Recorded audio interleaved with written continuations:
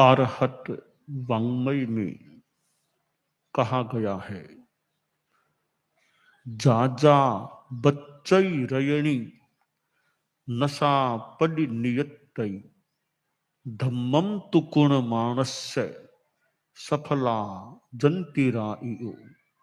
जाजा वच्चई रयणी न सा पडि नियतई अहम्मम कुण मानस्य अफला जंतीराइयो। आश्रय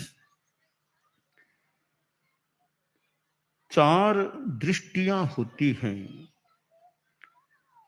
द्रव्य, क्षेत्र, काल, भाव। जैसे धर्तिकाय, द्रव्य से क्या, क्षेत्र से कितना, काल से, भाव से, यूं एक विवेचन पदार्थों का इन चार दृष्टियों के आधार पर किया जा सकता है। इनमें काल भी एक दृष्टि है कि समय हमारे जीवन में समय का बहुत ही महत्व है। समय इतना हमारे लिए सहज है और बिल्कुल फ्री में हमें मिलता है, इसलिए हम समय का मूल्यांकन करें अथवा न करें, परंतु समय का अपना महत्व होता है। और जो मूल्यवान चीज है उसका अवमूल्यन किया जाता है तो वह भी एक तरह से मानो बढ़िया बात नहीं होती। एक कहानी या प्रसंग है, अवमूल्यन कैसे होता है। एक दुकानदार अपनी दुकान में बैठा था। एक बच्चा उधर से आया और दुकानदार से बोला, बाबा साहब मैं आ रहा था, ये मुझे चमकीली चीज मिली है, ये आप देख लो, आप चाहो तो ये ले लो, मुझे कुछ इसके बदले में खाने की चीज दे दो आप। दुकानदार बड़ा यहां जानकार था इन चीजों का, देखा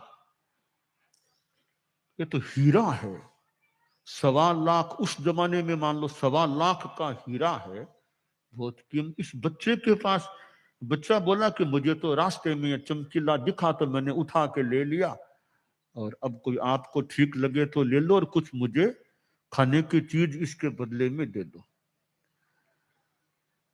तो दुकानदार ने वो कहा, ला मुझे दे दो, हीरा ले लिया। उसके बदले में एक गुड़ की भेली उसको दे दिए, ले जाओ घर में ले जाओ, काम आएगी। वो बड़ा खुश हुआ कि ओहो मुझे इतनी बड़ी गुड़ की भेली मिल गई आज। उछलता कूदता घर गया, मां से बोला, मां देख आज मैं गुड़ की भेली लेकर आया हूं, मैंने एक पत्थर सा दिया था दुकानदार को और उसने मुझे इतनी गुड़ की भेली दे दी, मां रख दो यहां पर। ठीक है। अब वो दुकानदार, उसने सोचा कि भी ये हीरा मैंने जो लिया है, मैं इसको बेच दूं तो काफी पैसा आ जाएगा, मेरे घर का काम आराम से चलेगा, दुकानदारी में मेरी कम आय होती है, इसको बेच दूं तो फिर जो पैसा मिलेगा उससे मेरा कई महीनों का, बरसों का घर का काम चलेगा, तो मैं कहीं सूरत बॉम्बे कहीं जाकर के बेच दूं। तो उसने उस तत्काल दुकान को बंद किया, हीरे को ले गया अपने घर में। एक तिजोरी थी, उसमें मखमल की डिबिया थी, उस डिबिया में उस हीरे को रखा, डिबिया को बंद किया, तिजोरी में रखा, तिजोरी को लॉक कर दिया। सोचा शाम को जाऊंगा तब निकालूंगा। अब टिकट बनानी थी कि भी वो बॉम्बे सूरत जहां जाने था, टिकट भी कल सवेरे की मिली, अगले दिन सुबह की ट्रेन की टिकट मिल गई। ठीक है, सुबह जल्दी उठ के वो हीरा ले निकाल लूंगा। अब वो रात को सोया, सवेरे जल्दी उठा, नहाना धोना किया, और अब नाश्ता नाश्ता हो गया, और अब जाना है तो वो तिजोरी के पास आया। तिजोरी के पास आके खोला, उस डिबिया को हाथ में लिया, मखमल की डिबिया, और उसको खोला तो हीरे के टुकड़े टुकड़े हुए पड़े थे, टुकड़े टुकड़े। सोचा रे अब क्या इसका पैसा मिलेगा मुझको, टुकड़े टुकड़े हो गए इसके। तो बड़ा आश्चर्यचकित हो गया, अरे इस मखमल की डिबिया में मैंने एकदम साफता रखा था, इतनी कोमल जगह है, यहां इसके टुकड़े टुकड़े कैसे हो गए। अब दुकानदार ने सोचा रे बात क्या, टूटा कैसे ये। उस बच्चे को याद किया कि जिसने वो हीरा दिया, कि बच्चा तुम्हें कहां मिला था ये हीरा, कहां मिला। तो बच्चा बोला मैं उधर से आ रहा था, तो एक हमारी आंटी, आंटी मतलब कोई गांव की महिला थी, कि वो चल रही थी, उसके जूती में ये था, वो चलते चलते उसके जूती में से निकल के वो पड़ गया था, वो आगे बढ़ गई, तो मैंने फिर उसको उठा के ले लिया, वो उसकी जूती में था मूल। तो अभी वो आंटी कौन थी। तो आंटी तो भी वो हमारे इधर कोई सेठ साहब के यहाँ नौकरी करने, वो नौकरानी के रूप में, दासी के रूप में काम करती है, मैं इतना सही जानता हूं। तो उसके जूती में से वो उछल के पड़ा था, तो मैंने उसको उठा लिया था। तब सेठ ने सोचा रे उसकी जूती में रहा था तब तो टुकड़े नहीं हुए, यहाँ मखमल की डिबिया में टुकड़े हो गए। तो वो बोला आदमी फिर, अरे हीरा तो जूती में रहा, वहां तुम साखते रह गए, टुकड़े नहीं हुए, या मेरी मखमल की डिबिया, इसमें तुम्हारे टुकड़े क्यों हो गए, ऐसा क्या बात, इतनी बढ़िया जगह तुमको दी। वो कवि की कल्पना, कवि की भाषा में हीरे ने उत्तर दिया कि देख सेठ साहब देखो, कोई पद्य आया है, कवि की भाषा का है, हीरे की ओर से उत्तर है वो, काल्पनिक की माने, कि चेरी चरणन में धर्यो, चेरी चरणन में धर्यो, तहु न घटियो मान, चेरी चरणन में धर्यो, तहु न घटियो मान, तै बैरी सस्तो कियो ताजे हृदय फटांत, तै बैरी सस्तो कियो ताते हृदय फटांत। यानी हीरा का उत्तर है कि देखो, मैं उस दासी की जूती में पैर के नीचे रहा था, जूती और पैर के बीच में रहा था। वो दासी नादान थी, वो मेरा मूल्य जानती नहीं थी, इसलिए जूती में डाल लिया उसने। फिर जो बच्चे ने लिया, बच्चा भी नादान था, उसको भी पता नहीं कि मेरा इतना मूल्य, वे दोनों ही नादान थे। चेरी यानी दासी के मैं पांव के नीचे जूती में रहा, चरण के नीचे रहा, ठीक है वो नादान थी, बच्चा भी नादान था, जैसे तैसे मुझे रखा, मुझे दुख नहीं है, वो नादान लोग थे, कैसे भी रखा, मैं रह गया। परंतु तुमने मुझे स्थान तो बढ़िया दिया मखमल की डिबिया का, तो तुमने जो मुझे लिया है वो किस रूप में लिया है। तुम जानते थे ना कि मैं 1.25 लाख का हीरा हूं, तुम 1.25 लाख देकर के मुझको लेते तो मुझे कोई दिक्कत नहीं, तुमने गुड़ की बेली वो दे दी, मुझे खरीद लिया, इतना सस्ता कर दिया मुझको कि गुड़ की मेरा मूल्य तुमने गुड़ की बेली के जितना कर दिया। इस बात ने मेरे दिल को कचोटा। तब तब मैंने रात में सोचा, अरे इस प्रकार मुझे लिया गया, 1.25 लाख का एक गुड़ की बेली में मुझे लिया गया, तो इतना दुख हुआ कि मेरा हृदय फट गया, मेरे टुकड़े टुकड़े हो गए। तो तुमने मेरा अवमूल्यन किया है, इसलिए मैं खंडित हो गया हूं। अब यह मैंने अपने तरीके से बात को प्रस्तुत की हो सकती है, इसका सार क्या है कि किसी का अवमूल्यन मत करो, जिसका जो मूल्य है उससे कम उसका अंकन करना होता है, तो सामने वाले को भी थोड़ी पीड़ा हो सकती है, और लापरवाही से, एक प्रमाद से किसी का अवमूल्यन करना भी बढ़िया नहीं है। कौन आदमी कैसा है, सारे लोग एक समान तो है नहीं, कौन किस स्तर का आदमी है, हम उस स्तर से ही उसके साथ व्यवहार करें तो वो उचित रहता है। कि अब मान लीजिए हम धर्म की भाषा में देखें, एक तो आपका साधर्मिक श्रावक है, उसके साथ आप कैसा व्यवहार करोगे, एक छोटा बच्चा उसके साथ कैसा व्यवहार करोगे, आपका पोता उसके साथ कैसा, आपका पिता उसके साथ कैसा व्यवहार। तो व्यक्ति को देख कर करना। पोता है, आप सिर पर हाथ फेर दोगे, एक सामान्य रूप में कोई गलत बात नहीं, पोता आया सिर पर हाथ फेरा, कुछ खाने को दे दिया।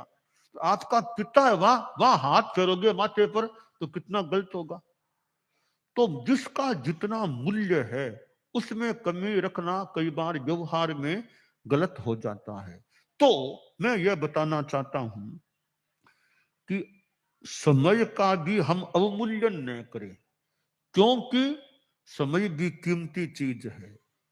टाइम इज मनी, कि समय एक प्रकार का धन है, तो उसका हमें अच्छा उपयोग करके उसका अच्छा मूल्यांकन करना चाहिए।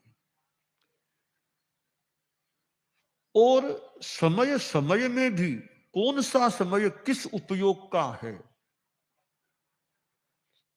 आपको ट्रेन से जाना है, मान लो शाम को 6 बजे की ट्रेन है आपको, अब आप 4 बजे घर में बैठे हैं, अब 6 बजे की ट्रेन है, आप सोचोगे अभी तो 2 घंटा अखबार पढ़ूंगा, ट्रेन छूट गई तो फिर आपका अखबार पढ़ना कितना काम आएगा। तो वो समय आपके लिए अखबार पढ़ना गौण है और तैयारी करके स्टेशन पहुंचना जरूरी है। तो समय का वो उस रूप में अंकन हो गया। तो किस समय का किस रूप में उपयोग करना, ये भी हमारा अपना एक विवेक होता है, तो कार्य ठीक हो सकता है। सामान्य रूपेण हमें यह मनुष्य जीवन मिला है, और मनुष्य जीवन का जो कालमान मिला है, हम इसका क्या उपयोग कर सकते हैं। एक नादान प्राणी है, कीड़े मकोड़े, उनको मान लो इतना ज्ञान न होने के कारण वो समय का और कोई वो योनि भी उनकी सामान्य है, ज्ञान भी इतना न हो, तो वो बोले कैसे भी समय बिता दिया। हम तो मनुष्य हैं, पंचेंद्रिय हैं, मनस्क हैं, मान लो कुछ चिंतनशील हैं, कुछ जानने वाले हैं। तो हमें इस मानव जीवन का उपयोग कितना बढ़िया करना चाहिए। ठीक है, साधु हैं, उनका अलग प्रकार का कुछ जीवन है, आप जो गृहस्थ हैं उनका थोड़ा अलग जीवन है। तो आप लोग जो गृहस्थ हैं, अब गारहस्थ्य में आपको मान लो रहना है, तो गारहस्थ्य में भी समय का कितना बढ़िया उपयोग धर्म की दृष्टि से भी कर सकते हैं। कि 24 घंटे मिलते हैं, उनमें से प्रत्येक घंटे में से 2-2 मिनट निकालो, तो 48 मिनट का कालमान आपके पास हो गया, एक सामयिक का कालमान ऐसे हो गया। तो एक सामयिक रोज अगर हो जाए बहुत अच्छी बात है, तो वो भी सवेरे सवेरे हो जाए, सुबह 4-5-6 बजे आप जल्दी उठने के बाद एक सामयिक कर लेते हैं, वो बहुत अच्छा समय है सामयिक का। तो कहना बहुत उत्तम अमृत वेला, ब्रह्म वेला, सुबह का समय, उस टाइम एक सामयिक हो जाए, दिन भर की एक आध्यात्मिक मानो आपने खुराक ले ली है कि सुबह सुबह सामयिक हो गई। हालांकि सामयिक तो बाद में भी अच्छी है, पर समय का थोड़ा अंतर, सवेरे सवेरे एक समाई हो जाती है, एक दिनचर्या का अंग हो जाए कि मुझे सवेरे सवेरे, अब कोई टाइम नहीं हुई अलग बात है, सामान्यतया कभी जाना, आज स्टेशन जाना पड़ेगा, कोई आने वाला है या हमें जाना है मान लो, तो क्या करें, 5 बजे तो स्टेशन पर पहुंचना होगा, तो उससे पहले समाई कर लो। 5 बजे ट्रेन का टाइम है तो पहले सामाई कर लो, 2:30 बजे 3 बजे कर सको तो पहले ही कर लो। एक सामायिक सुबह की हो गई, अब आप और काम लगेंगे, कोई बात नहीं। तो यह समय का उपयोग सामायिक में आपने किया है तो मानो कि समय का एक अच्छा मूल्यांकन हो गया, अच्छा उपयोग हो गया। बाकी आपकी दिनचर्या में आप देख लें भाई कि और कब मुझे कुछ धर्म साधना का समय मिल सकता है। आप ऑफिस में बैठे हैं मान लो, ठीक है, आपको कागज पत्र देखने हैं, कोई फाइलें देखनी है, कुछ नोटिंग भी करनी है, कुछ आए गए लोगों से बात भी करनी है, बेचना लेना देना आदि आदि की, ठीक है, काम आपका वो सांसारिक काम है।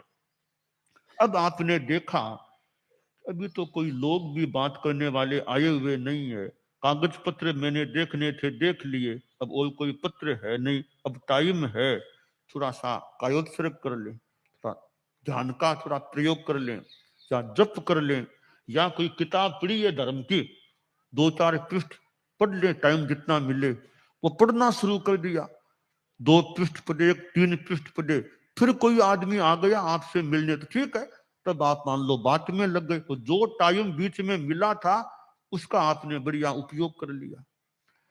यो बीच बीच में हमें जो समय मिले कभी उसको यूं ही न जाने दें, उसका भी उपयोग करें। यो थोड़ा थोड़ा थोड़ा थोड़ा करते 24 घंटों में घंटा आधा घंटा हमारा अच्छा काम में आ गया। तो यो समय को निकालने का, बटोरने का प्रयास हम कर सकते हैं। और मान लो कोई बात करने के लिए आया है, वो बात कर रहा है, तो बात कोई दमदार नहीं है, वैसे ही सामान्य बातें कर रहा है, और न तो कोई उन बातों की उपयोगिता है, परंतु व्यवहार निभाने के लिए उसको ना भी नहीं कह सकते, जाओ तो कैसे बोले, आया आदमी मिलने के लिए, तो ठीक है, बैठा है वो बोल रहा है, आप अपनी शांति से, ठीक है वो बोल रहा है, अपना भीतर में जप करते रहो, अपना ओम ओम और हम कुछ जप करते, वो अपना बोलता है, थोड़ा सुनते रहो ताकि भीतर में जप चलता रहे। उसको ना भी नहीं कही, आयु वे का अपमान तो नहीं करना, नहीं कैसी अच्छा हो, फिर अंत में थोड़ी सी बात करके ठीक है भाई ठीक है, अपने समय का ऐसे भीतर में उपयोग कर लिया हमने। तो यो हम देखें कहां कहां से मुझे समय मिल सकता है, और काम तो बहुत है, बहुत कामों के बीच बीच में कोई समय मिलता हो। अब स्टेशन पर आप मान लो गए, अब ट्रेन आने में तो देरी है, अभी आधा घंटा लेट है, ट्रेन अभी आई नहीं है, देरी है, अब क्या क्या तो आप बातें करेंगे बैठे बैठे, ठीक है बात भी की जा सकती है, वरना भी सूचना मिली ट्रेन 1 घंटा लेट है आज की, 1 घंटा का टाइम कुछ उपयोग करें, कोई किताब पास में किताब को पढ़ लें, भी धार्मिक अच्छा समय का उपयोग हो जाएगा। किताब भी नहीं है, नवकार मंत्र का जप कर लो, बहुत बढ़िया जप है अपना, कि माला नहीं तो अंगुलियां हमारे पास है, ऐसे कर लो, या वो भी छोड़ो, ऐसे ही बिना गिनती किए जितना हो उतना नवकार का जप कर लो, दीर्घ श्वास का प्रयोग कर लो, नवकार का जप, तो समय का बढ़िया उपयोग हो गया। या कोई अच्छा आदमी है तो अच्छी कोई बात भी कर सकते हैं। तो जहां जो सहज में समय मिले उसका हमें उपयोग करने का प्रयास करना चाहिए। तो हम एक तो समय को ऐसे ही गंवा दें, 1 घंटा मिला था ऐसे ही बैठे रह गए, इधर उधर देख लिया, बातें कर ली, घंटा तो गया, एक उसका से लक्ष्य बढ़िया उपयोग कर लिया। तो वाणी है क्षणम जानाहि पंडित, पंडित क्षण को पहचानो, क्षण को जानो। जो जो रात बीतती है, समय बीतता है, वह लौटता नहीं है, वापिस नहीं आता। जो रात गई वो तो गई, धर्म में समय बीता तो सफल सफल हो गया, अधर्म के कार्य में बीता, पाप गलत कार्यों में, तो वो समय हमारा दुष्फल कह दे, निष्फल कह दे, खराब हो गया। तो संस्कृत में कहा गया मां वृथा समया कृथा, समय को व्यर्थ मत जाने दो। समय को गंवाओ मत, समय का बढ़िया उपयोग करो। तो समय भी एक धन है। तो यह द्रव्य, क्षेत्र, काल और भाव, इनमें जो ये काल एक तत्व है, काल हमें मिलता है, हम उसका बढ़िया उपयोग करने का प्रयास करें और बढ़िया उपयोग करके, धार्मिक रूप में उपयोग करके अपने मानव जीवन को सार्थक, सफल बनाने का प्रयास करें, यह काम्य है। प्राणान शिष्ठम अभयपयाणम सच्चेषु या अणवज्जं वयन्ति तवेषु या उत्तम बम भचेरम लोगुत्तमे समणेणाय पुत्ते।